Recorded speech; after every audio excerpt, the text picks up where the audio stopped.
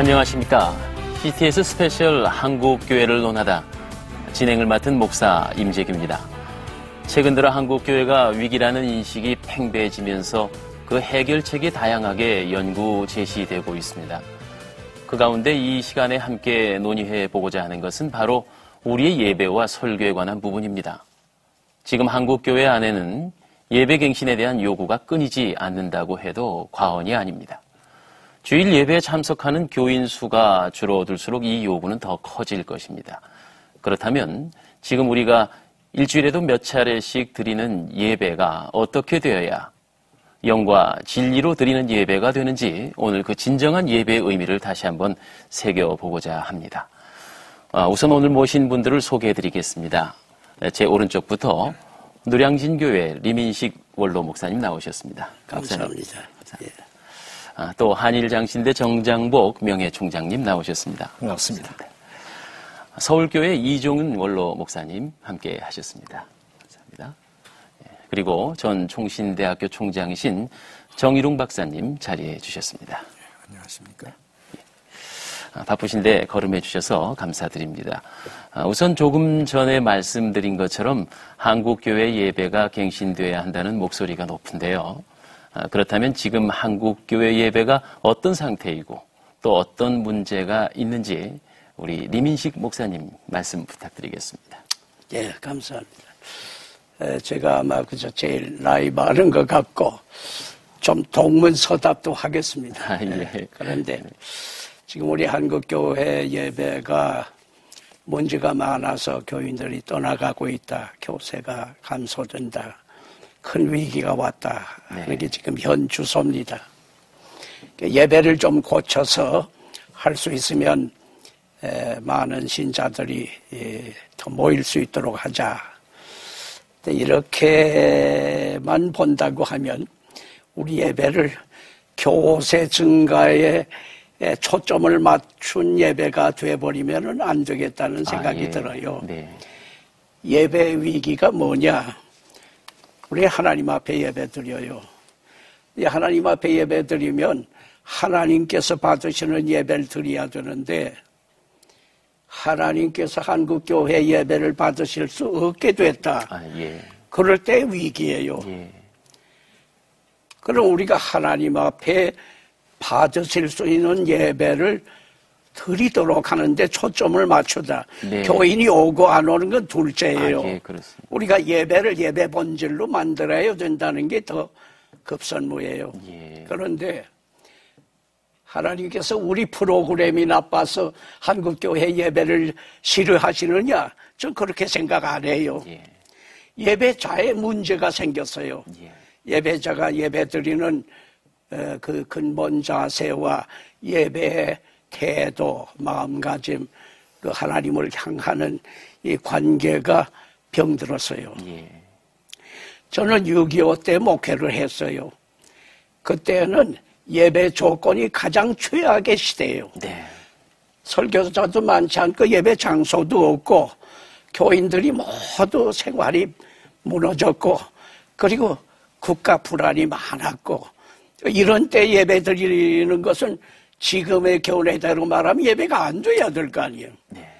근데 제 일생에 가장 예배다운 예배는 6.25 때였어요. 성령 충만함 받고 은혜가 풍성하고 모이면 눈물이 있고 회개가 있고 헌신이 있고 하나님 앞에 영광 돌리고 결심하고 그리고 사명감 가지고 예배가 예배답게 활력이 있었어요. 그럼 지금의 견해대로 말하면 가장 최악의 조건이 갖춰 있지 않는데 왜 예배가 예배처럼 됐느냐? 그 당시 성도들은 누가복음 18장에 나오는 세리였어요. 나는 죄인입니다. 용서해 주세요. 나는 불쌍히 여겨주세요. 나는 아무 공로가 없습니다. 자기도 없고 욕심도 없고 겸손하고 오로지 믿음으로 하나님 앞에 의뢰했어요. 그런데 요즘은 예배 여건으로 최상이에요. 지금 장소가 없어요. 설교자가 없어요. 지금 프로그램 뭐든지 마음대로 할 수 있는 때예요. 근데 그때 예배하고 같으냐? 지금은 그때처럼 성령의 충만이라든지 뭐 은혜라든지 이런 것이 만족지 못하기 때문에 지금 문제가 오는 거예요. 네. 6.25 때 우리의 예배 자세는 세리였는데 비해서 알지 못하는 사이에 우린 바리새인이 됐어요. 네. 뭔지 좀 교만도 생겼고 하나님 앞에 완전히 눈물 흘리며 회개하는 것도 약해졌고 형제와의 사랑이 많이 식어졌고 그리고 우월감이라든지 교만이라든지 온갖 무슨 그 하나님 앞에 드리기에 합당하지 못한 이런 것들이 많이 생겼어요. 우리는 좀 더 본질적인 근본적인 하나님을 향하는 이런 예배 자세로 돌아가면서 바로 이런 것을 고쳐나가는 것이 옳지 않을까. 네. 제가 좀 그렇게 생각이 듭니다. 네, 말씀 감사합니다. 저도 자칫 예배 프로그램을 갱신하자 이렇게 오해를 하고 있었는데 예배자의 태도에 관해서 지적해 주셨습니다. 네. 우리 정장복 교수님 어떻게 또 생각하시는지요? 저는 그 예배를 교회의 본질과 연결을 좀 시켜볼까 생각합니다. 네. 2000년 동안 많이 발생한 교단, 교회들이 많이 나오는데 그때마다 항상 신조가 있습니다. 크리드라는 신전 하나의 헌법과 같은 것이 조리죠. 그 신조의 모든 교단마다 그 신조의 첫째 질문이 있습니다. 교회가 무엇이냐? 이게 꼭 질문이 따로 옵니다. 그 맨 먼저 질문인데 대답이 교회란 예배하는 공동체다. 이렇게 정의하고 있습니다. 예. 교회의 정의가 바로 예배하는 공동체 이렇게 통하고 있죠. 아까 우리 림 목사님 6.25 때 말씀하신 데 가슴이 찡하네요. 그때야말로 진정 예배다운 예배란 말은 하나님 중심의 예배였습니다. 아멘. 전혀 인간 중심의 예배가 아니고 예. 인간의 어떤 기쁨과 어떤 인간의 감정을 움직이는 그런 게 아니었고 순수하게 하나님 앞에 전적으로 의지하고 드리는 예배였거든요. 그런데 지금 우리 예배는 쉽게 말하면 신본주의에서 인본주의로 이제 예. 인간을 기쁘게 해 주는데 초점을 많이 맞추고 있는 현장을 보게 됩니다. 그래서 이 교회의 정의가 예배하는 공동체면 예배하는 공동체가 예배의 본질을 퇴색되지 않도록 지키는 것이 교회의 가장 기본이다. 이렇게 말씀을 드리고 싶습니다. 꽤 오래됩니다. 한 2, 3년, 아마 한 15년 전인 것 같습니다. 미국의 그 웨스트민스터 그 신학교 총장이 한국 교회로 왔어요. 한국 교회를 딱 들어보고 떠나기 전에 그 인터뷰를 하는데 대단히 좀 부끄럽기도 하고 가슴 아픈 지적을 남기고 갔습니다. 네. 무슨 말을 했느냐면 한국 교회는 하나님을 기쁘시게 하고 하나님 앞에 영광을 돌려드리는 예배의 초점보다는 사람들을 얼마만큼 기쁘게 하면서 즐겁게 하면서 많이 모으느냐 예. 여기에 초점이 있다면서 참 날카로운 부분을 지적하고 있었습니다. 마음이 괴로웠습니다. 그래서 회개 많이 하는데 여러 가지 면에서 우리가 회개를 많이 해야 되겠죠. 그러나 제1차적으로 회개는 예배의 본질을 회복하고 지키는 그러지 못한 죄를 하나님 앞에 회개해야 되겠다 생각합니다. 아시는 대로 캐톨릭은 막 성장을 하는데 예. 우리는 늘 이제 오히려 그 그렇습니다. 숫자가 늘 줄어들고 있습니다. 그 보통 숫자가 아닙니다. 그 이유는 거기에 가면 진정한 예배의 감각, 다시 말하면 종교성이 있는데 예. 우리한테는 전부 집회 중심입니다. 네. 전부 인간 중심으로 나기 때문에 어떤 종교성이 없고 종교 신비가 없습니다. 네.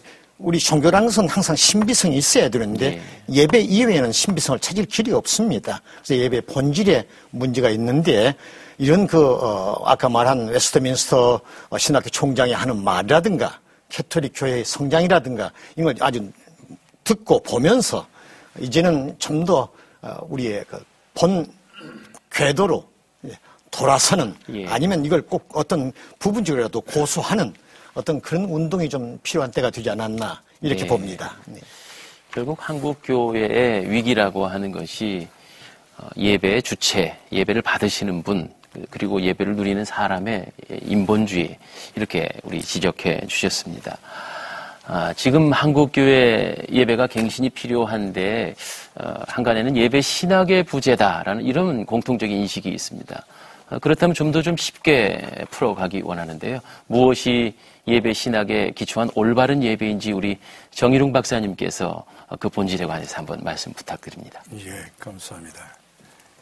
지금 우리가 뭐 예배에 대해서 지금 논하고 있는데 실제로 진정한 예배의 본질을 우리가 왜곡시키고 있지 않나 하는 생각이 저는 많이 듭니다. 예배가 무엇인지 그 근본부터 우리가 좀 질문을 해야 될 것 같아요. 예.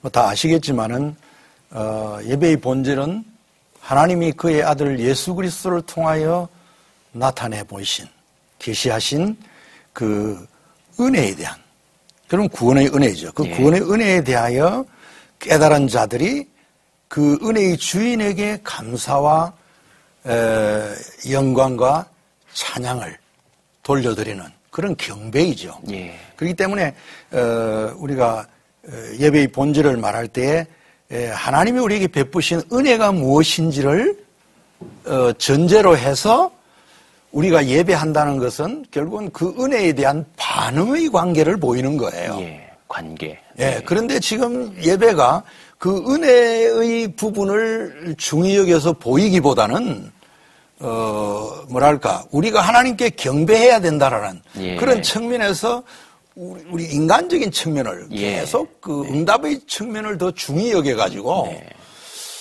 표현하는 예배로 지금 변질돼 가고 있지 않나. 저는 그런 의구심을 많이 가지고 있습니다. 가지고 있고 예배의 본질은 결국은 하나님이 그의 아들을 통하여 베푸신 그 구원의 은혜에 대하여 감사하고 찬양하고 영광을 돌리는 일이 돼야 되는데 이게 지금 바르게 서 있지 못하다 하는 생각을 저는 많이 갖습니다. 이야기 계속 하겠죠. 네네. 하겠습니다. 우리 이종윤 목사님 오래 기다리셨습니다. 이 같은 말씀이시겠는데요. 한번 말씀 부탁을 올리겠습니다. 저는 조금 시각을 달리 해보겠습니다. 종교개혁자 말틴 루터는 성경이 금하지 않는 것은 어떤 방법이든지 창안을 해서 예배를 해도 좋다. 그런 얘기를 했어요. 그러나 요한 칼빈 목사님은 성경이 제시하지 않는, 성경이 요구하지 않는 것에 더하거나 감하면 죄가 된다 그랬어요. 오늘 한국교회 예배가 성경적인 예배인가 하는 질문을 우리는 겸손하게 해야 될 것 같습니다.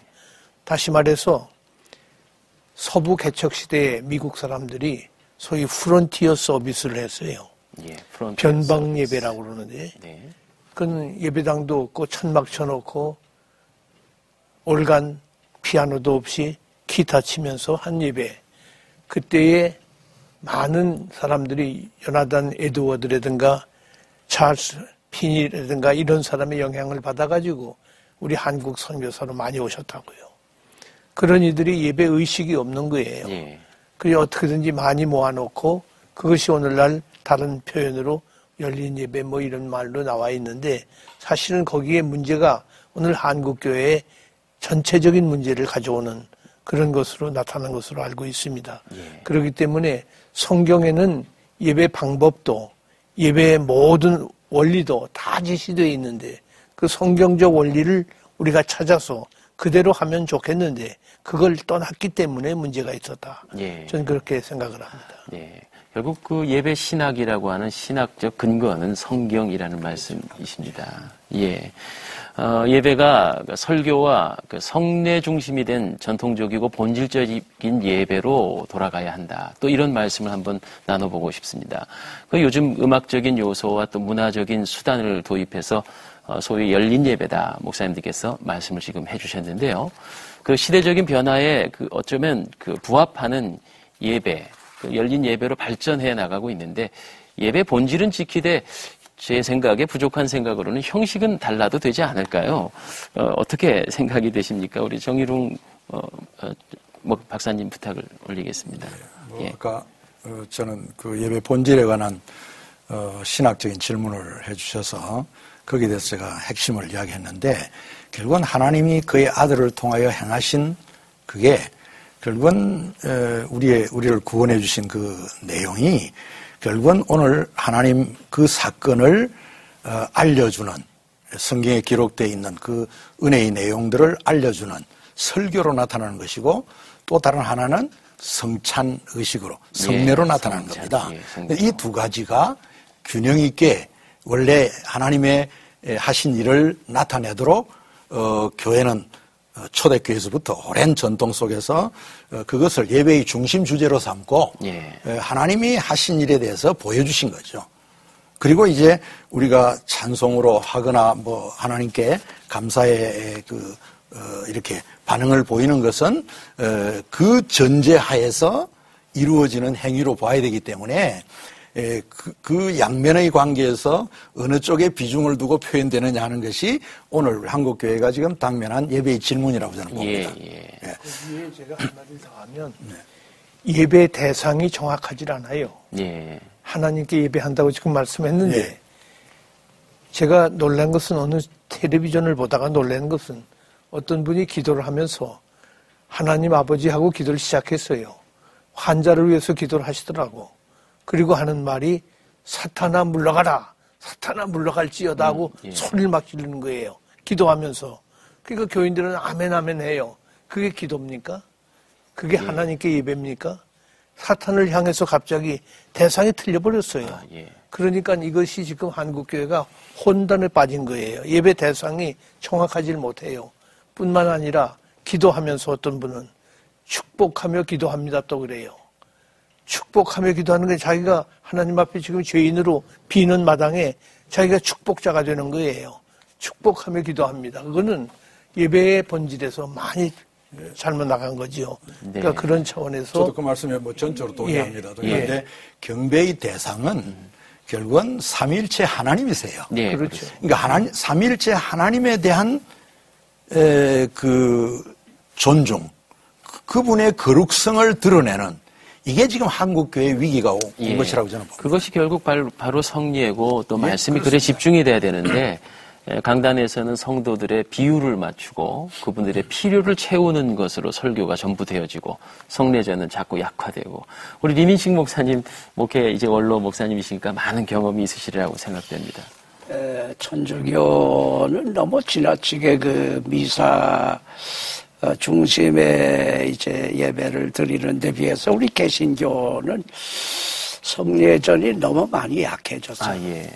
뭐 유야무야 그 성례전을 1년에 옛날에 뭐 한 2번 봄 가을에 뭐 2번 하기도 하고 이제 저는 이제 목회할 때 2달에 1번 정도로 그 세례 성찬 또 이렇게 성례를 했는데 그 성례 과정을 세례를 줘도 그렇고 성찬에 참여해도 그렇고 좀 많이 마음에 준비하면서 엄숙하게 또 하나님 앞에 정말 감사하는 그런 성례를 했으면 좋은데 우리 개신교 성례는 형식화된 어떤 그 느낌이 너무 많고 해야 돼서 하는 어쩔 수 없는 그저 프로그램 때문에 하는 것 같은 느낌이 많는데 그것은 천주교만큼 뭐 무슨 종교회처럼만큼은 필요치 않지만은 우리가 너무 이렇게 소홀하다는 것은 예수님께서 우리에게 보여주신 그 성찬의 의미가 큰데 그런 것을 좀 더 정중하게 신앙적으로 우리 마음, 목숨, 뜻, 힘, 성품을 다 하는 마음에서 그런 마음에서 성례를 한 번을 해도 그런 식으로 하는 것이 교인들이 성례를 지나감으로써 마음에 어떤 인상이 남고 또 체험이 오고 또 성례로서 받는 은혜를 받고 또 이렇게 됐으면 좋겠다는 생각이 듭니다. 말씀드리고 싶은데 그 2달에 한 번씩 우리 목사님 목회하실 때 했다는 말씀 듣고 참 존경합니다. 존 칼빈이 참 재밌는 말 했습니다. 매주 성리전을 하지 못하게 하는 것은 악마의 농간이다. 네. 아주 엄청나게 무서운 얘기입니다. 초대교회는 반드시 말씀의 예전과 성찬성의 예전 둘이 항상 예배 때 항상 존재해 왔거든요. 우리 개신교가 찌릉글리에 와가지고 한 1년에 4번으로 전환되고, 예. 아까 이종림 목사님 말씀하신 대로 찰스 핀이라든가 소위 대각성 부흥운동이 있을 때에 그때 영향을 받고 온 선교사들이 그때는 목사들이 아주 부족했으니까 텐트를 이제 순회했습니다. 1년에 그저 한 2번씩 순회하게 되지요. 그것이 우리의 전통이 돼가지고 완전히 교리처럼 우리가 알고 있는데 네. 전혀 아닙니다. 최소한도 지금은 많은 예배를 참 동경하고 예배 회복을 주장하는 많은 목사들은 최소한도 우리 개신교도 한 달에 한 번은 예. 반드시 해야 된다는 주장을 펼치고 있습니다. 그래서 그 횟수에 대한 것은 기본적으로 우리나라에 대한예수 장로회가 많은데 칼빈의 신학을 이어받은 것 같은데 전혀 내용은 칼빈과는 관계가 없이 살아가고 있는 아픔이 있는 걸 말씀드리고 싶습니다. 예, 네. 그렇습니다. 네. 지금 한국교회 예배의 위기는 사실은 이 하나님의 말씀을 설교하는 일과 성례를 거행하는 일 가운데서 설교 중심으로 예배를 지금까지 이렇게 진행시켜 온 그것의 위기라고 저는 봅니다. 예, 결국 설교 하나로 사람들을 감동시키고 그리스도인이 되게 하고 주님의 제자가 되게 하는 그 방법에만 지금 전적으로 의존하다 보니까 예배가 단조로워져 버린 거예요. 예. 왜 단조로우냐니까 목사님들이 설교 준비를 잘 또 해야 되는데 그것도 설교 내용이 부실해지는 위험도 생기고 또 성도들은 성도들 편에서는 설교 듣는 그게 예배라고 생각하니까 설교가 충족하지 못하다든가 하면 쉽게 교회를 설교 잘하는 사람 쪽으로 옮겨가 버리는 네. 이런 이제 문제가 한국교회가 생겨지고 또 목회자들은 또 그런 면에서 성도들을 놓치지 않아야 되고 또 뭐랄까 계속되는 악순환이 되고 악순환이 자꾸 예. 이제 진행이 되고 그러다 보니까 지금 새로운 예배라고 하는 것이 지금 뭐 열린 예배라는 이름으로라든지 뭐 새롭게 시작해야 된다 또 이 세대 젊은이들을 붙들어야 된다 뭐 이런 여러 가지 명분을 가지고 새로운 예배를 시작하는 게 어디로 가버렸냐니까 하나의 하나님의 은혜에 대한 반응의 관계에서 표현되던 찬송, 음악들이 예배의 주된 요소로 등장이 돼가지고 네. 지금 음악적인 요소를 대폭 도입해 드리는 게 새로운 예배라고 지금 소개하고 있는 거예요. 이것이 저는 근본적으로 한국교회의 예배의 그 위기라고 보는 것이고 바로 그걸 잡으려면 다시 역사적으로 들어가서 기독교가 행하였던 두 가지 내용. 그것은 하나님이 그의 아들을 통하여 나타내신 신비로운 은혜거든요. 그 은혜를 말로 전하는 것과 실제로 눈으로 보고 경험하고 맛보는 그 하나님의 은혜의 거룩의 실체를 경험하는 이 부분을 보완해야 된다고 저는 생각합니다. 이 균형이 틀어져 버렸습니다. 지금 뭐 예배 중에 두 가지의 핵심인 강단의 설교와 예전 이렇게 말씀하셨는데 뭐 두 가지를 다 구체적으로 다루기는 어렵습니다만 오늘 사실은 이 강단에 대해서도 위기를 설교에 관해서 지금 뭐 저도 젊은 목회자이시지만 한국교회 강단의 설교에 관해서 한번 우리 이종인 목사님 말씀을 부탁드리겠습니다. 설교라는 말을 영국의 시의 시다드라고 하는 신약학자가 있는데 그분이 그걸 키리구마라고 그랬어요. 키리구마가 뭔고 하니 예수님의 처녀 탄생, 십자가 대속의 죽음, 부활 승천 재림, 심판까지를 포함한 이것을 프로크레임, 선포하는 것을 설교라고 그런다. 그런데 우리가 선포하는 것이 설교인데 그렇게 믿으면 좋을 것 같습니다. 이건 설교 아니죠. 예수를 믿어야 삽니다라고 선포를 해야 되죠. 근데 오늘 한국교회가 이게 엄청나게 문화적 그런 거풀을 입어가지고 설교가 변질되고 있어요. 그리고 설교에 그리스도가 빠져 있는 거예요. 이 핵심이 없는. 그래서 아까 말씀드린 변방 예배에서는 이 예배 의식도 없지만은 예배 내용조차도 거기에서 우리가 잘 아는 예수 그리스도에 대한 것을 말하기보다 어떻게 해야 위로하고 네. 어떻게 해야 사람들에게 격려를 할까 하는 그 점에 초점을 맞췄다고요. 예. 그러다 보니까 설교가 지금 사람에게 중심이 돼가지고 사람 모으는 일에만 초점이 맞췄지 하나님의 말씀이 선포되는 것은 거의 보이지 않는 거지요. 예. 그래서 예배가 혼란이 왔어요. 무슨 혼란이 오는 거 아니?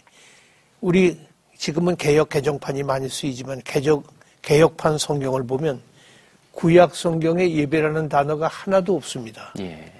제사. 신약에만 14번 나와 있어요. 예. 그럼 사실 없는가 진짜로? 킹 제임스 버전 영어로 된 표준역 번역을 보면은 거기는 115번이나 나와요. 구약에. 네. 신약에 75번이나 나와요. 그런데 왜 예배라는 단어가 개역 성경에는 없는가? 그 예배의 중요성을 모르는 거예요. 경배라든가 뭐 이런 다른 말로 슬쩍 얼버무려 지나갔지 이 예배가 뭔지를 몰라요. 그래서 한국 교회는 예배 신학이 부재라는 말은 예배가 뭔지를 모르고 있기 때문에 신학도 없는 거죠. 예. 그러니까 그 부분을 다시 우리가 회복시켜야 될 겁니다. 네, 우리 아무래도 정장복 교수님께서 말씀이 많으실 것 같습니다. 한국교회 강단. 예, 예, 할 말이 많습니다.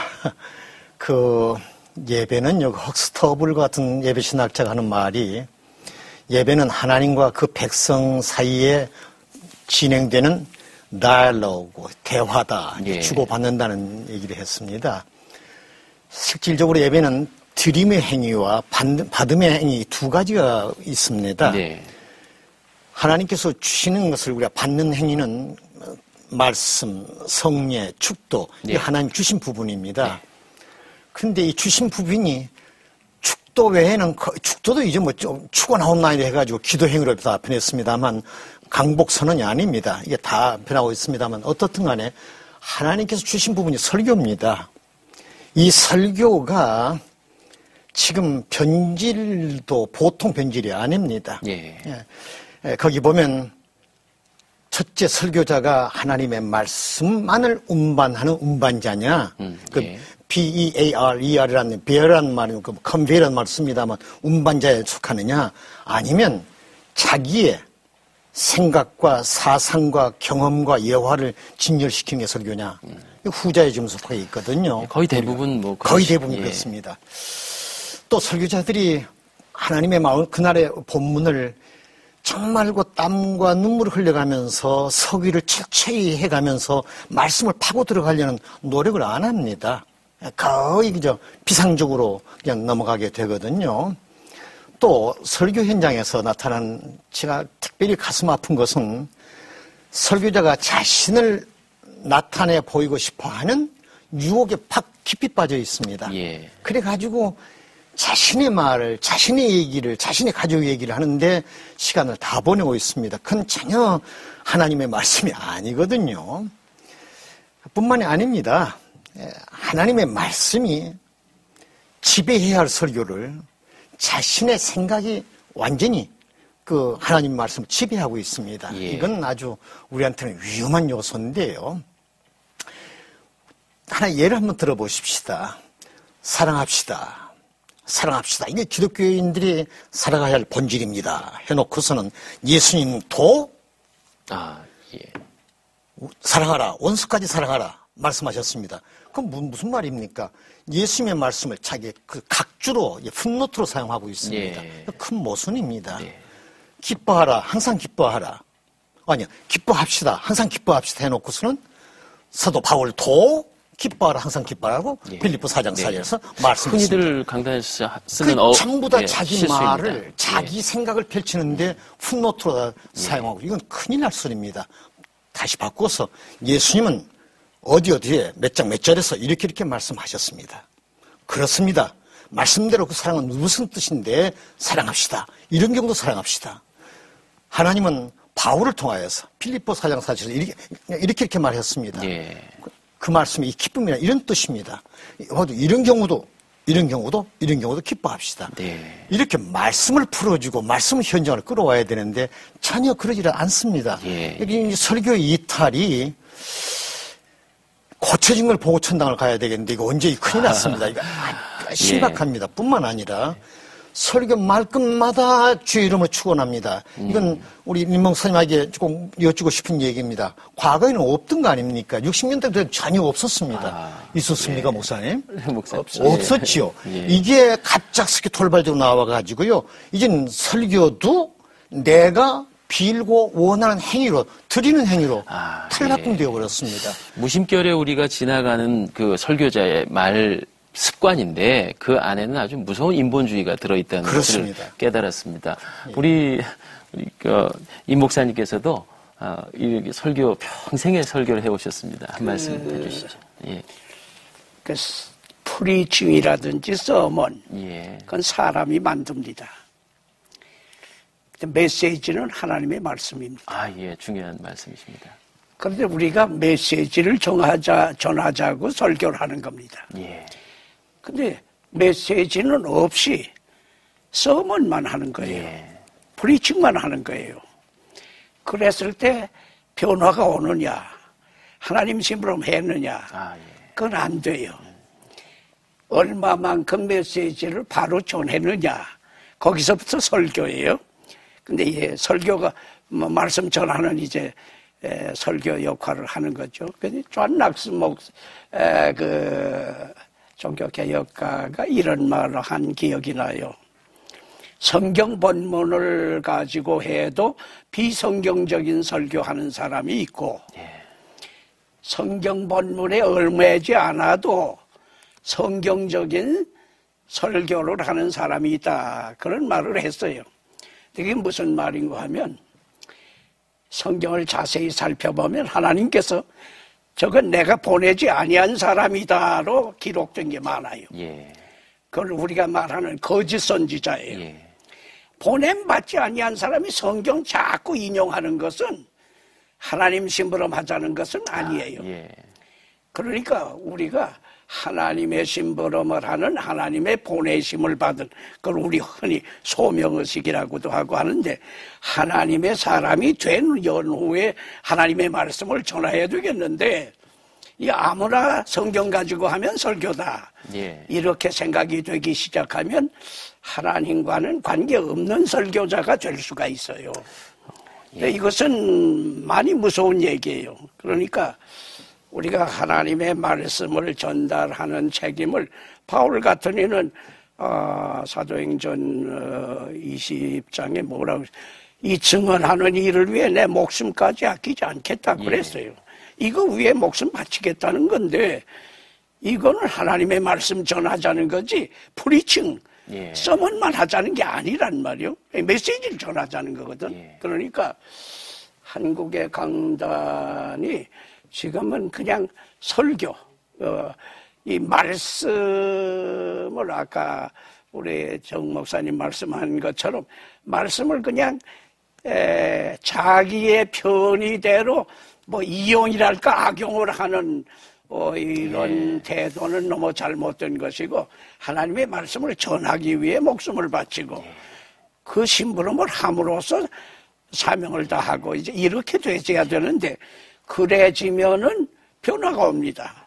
죄인이 회개도 하고요, 은혜도 많이 받고요, 하나님을 체험하게 되고 하나님 사람이 되는 거고, 이게 이제 잘못되기 시작하니까 점점 강단의 역할이 안 돼서 요즘 설교자에 대한 반감이 많아요. 왜? 하나님 말씀이 안 왔다는 거죠, 말하자면. 오늘 말씀 중에 저는 그 젊은 목회자로서 설교 운반자 혹은 성언 운반자가 돼야 한다, 이런 말씀을 강조해 주셨습니다. 우리 이종인 목사님께 한번 또 말씀을 올리겠습니다. 목회 현장에서 기복신앙과 번영신학, 혹시 이렇게 뭐 숫자와 부흥을 강조하는 이런 기조들이 또 한국교회를 흔들고 있다고 생각하는데, 이런 면에서 우리 목사님 한번 말씀을 부탁드리겠습니다. 설교와 연관을 시켜본다면 아까 말씀드린 대로 설교는 교회를 번영시키거나 혹은 확장시키기 위한 수단이나 방법은 될 수가 없지요. 하나님 앞에서 말씀을 받아서 선포하는 것이라면 그것이 교회 성장은 저절로 하나님이 더해 주신다고 그러지, 사도행전에 더해 주심으로 교회가 성장하는 거지 설교를 잘했기 때문에 교회가 성장했다고 생각하지는 않습니다. 예, 그런데 그렇게 여기는 사람들이 그렇기 때문에 거기 기복신앙이라든가 혹은 다른 어떤 방법 목적이 있다면 그건 처음부터가 설교의 목적과는 상이하기 때문에 그것을 따르는 것은 옳지 않다고 봅니다. 우리는 어떤 다른 목적을 가지고 설교를 오용해서는 안 된다. 설교는 하나님의 말씀을 증거하고 선포하는 거기에 초점을 맞춰야 된다. 저는 그렇게 생각을 하고 있습니다. 그동안 한국교회가 설교를 소위 잘한다 이런 표현도 잘못된 표현이 되는 거죠. 저는 죄송합니다만은 저도 지금도 가르치고 있습니다만은 학생들에게 늘 하는 말이 설교를 잘하려고 하지 마라. 잘하겠다고 하지 마라. 잘하려고 하면은 자기께 가미돼요. 이제 조금 전에 말씀들 하신 대로 자기 어떤 인간적인 것이 가미되기 때문에 그는 도움이 안 되는 것 같아요. 하나님의 말씀을 내가 받은 대로 선포하는 거지요. 그 선포하는데 연구는 계속해야죠. 연구는 죽을 힘을 다해서 연구를 해서 우리가 그것을 바르게 정리해서 바르게 요리를 하는 그 책임은 우리에게 있지 않습니까? 거기까지는 우리 인간 책임이지만 그 열매는 하나님이 맡게 하시겠죠. 다시 예전 얘기로 돌아가서 이렇게 한국 교회나 목회자 스스로가 설교에 대한 부담과 과중감 때문에 어쩌면 예전을 소홀히 하게 된 원인이 그런 데 있다고 생각이 됩니다. 우리 정일웅 박사님 예전에 관해서 한 번 더 좀 강조해 주시죠. 제가 아까 설교를 조금 너무 많이 이제 설교 중심으로만 가서 예전이 좀 문제가 되었다. 저는 그렇게 제기를 했는데 또 물론 목사님들이 또 설교의 중요성을 강조하니까 저도 그것을 반대로 말한 것은 아니고요. 설교가 중요하죠. 그런데 이제 예전에서 있어야 될 예배에 있어야 될 그 성례가 빠진 거에 대한 그것을 너무 소홀히 하는 것에 대해서 제가 지적을 하는 것입니다. 그런데 지금 이 성례의 부분에서 특별히 성찬은 결국 우리가 설교를 하고 성찬을 하고 하는 이 모든 행위들이 예배라고 하는 이제 장에서 보면 예배는 하나님과 그의 백성들과의 만남이에요. 그리고 교제하고 또 하나님의 그 거룩성 앞에서 은혜를 입는, 거룩성을 입는. 그래서 하나님을 영화롭게 해드리는 그 영화 속에서 우리가 영화롭게 되는 그런 은혜의 시간이죠. 그런데 그걸 오늘날 예배에서 어떻게 표현하고 있냐 하니까 하나님의 임재라는 용어를 굉장히 많이 쓰고 있어요. 지금 한국교회가. 그 임재를 어디에서 쓰고 있냐니까 바로 이제 설교 말씀 들으면 하나님이 지금 말씀하시는 거란 말이에요. 아까 설교의 하나님의 설교의 중요성은 결국은 하나님의 뜻을 밝히고 하나님이 우리를 향하여 들려주시는 그 복음의 소리를 듣게 해야 된단 말이에요. 너무 인간적인 소리 또는 수사학적으로 너무 기교하는 인간 듣기 좋게 하는 소리 이런 것들이 이제 설교를 문제를 만드는 것이다. 저는 그렇게 보는 것이고요. 예전 가운데서는 중요한 것은 하나님과의 만남인데 그 하나님의 임재를 경험하기를 원하는 겁니다. 그 하나님의 임재의 경험이 거룩성에 대한 경험이에요. 그런데 이 부분을 그동안 설교를 통해서만 계속 이제 해오다가 여기에 대한 어떤 한계를 느꼈는지 음악적 요소를 집어넣어가지고 오히려 성례로 돌아가지 않고 문화적 요소를 또 생각도 안 하고 노래 부르는 쪽으로 이제 방향을 돌려가지고 찬양 사역자들이 지금 쓰는 멘트 가운데 문제가 되는 게 뭐냐니까 찬송을 부르면 찬송 가운데 거하시는 하나님, 하나님이 지금 임재하십니다. 하나님이란 말 안 하고 이제 성령이 임재하십니다. 성령이 여러분의 그 마음을 터치하십니다. 이런 쪽으로까지 표현을 하고 있어요. 그런데 찬송은 어디까지나 그 거룩한 은혜에 대한 감사로 우리가 표현하는 레스판스지 그게 주님이 임재를 경험하게 하는 은혜의 수단으로 신학에서는 해석해 주지 않았습니다. 그렇기 때문에 그 부분이 지금 오늘 큰 문제로 저는 등장되고 있다. 이 부분을 바로잡아야 되겠다는 생각이 강합니다. 지금 이 시간에 한국교회 예배와 강단이라고 하는 쉽지 않은 주제를 논하는 자리만큼 저희 제작진이 방송을 준비하면서 오늘 이 짧은 시간에 맞다 틀리다라는 그것을 결론을 짓기보다 지금 목회자들이 겪고 있는 고민과 어려움을 한번 같이 공감해 보자는 의미가 컸습니다.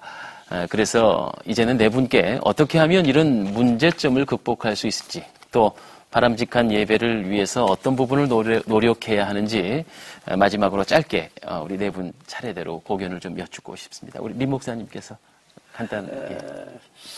예배 고치는 것, 뭐 여러 가지 다 중요한데 제가 더 강조하고 싶은 건 예배자, 특별히 우리 목사들, 우리 자신이 좀 바뀌어졌으면 좋겠다입니다.